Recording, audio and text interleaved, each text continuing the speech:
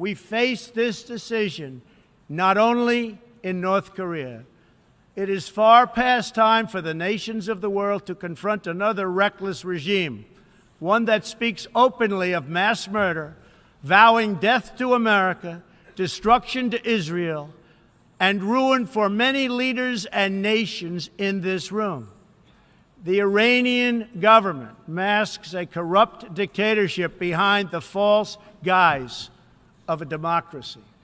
It has turned a wealthy country with a rich history and culture into an economically depleted rogue state whose chief exports are violence, bloodshed, and chaos. The longest-suffering victims of Iran's leaders are, in fact, its own people. Rather than use its resources to improve Iranian lives, its oil profits go to fund Hezbollah and other terrorists that kill innocent Muslims and attack their peaceful Arab and Israeli neighbors.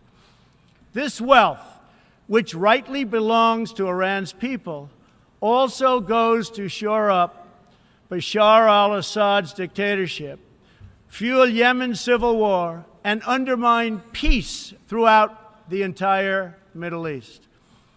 We cannot let a murderous regime continue these destabilizing activities while building dangerous missiles, and we cannot abide by an agreement if it provides cover for the eventual construction of a nuclear program.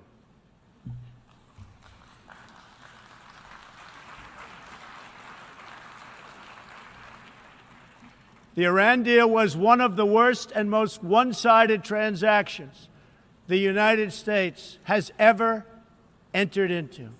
Frankly, that deal is an embarrassment to the United States, and I don't think you've heard the last of it, believe me.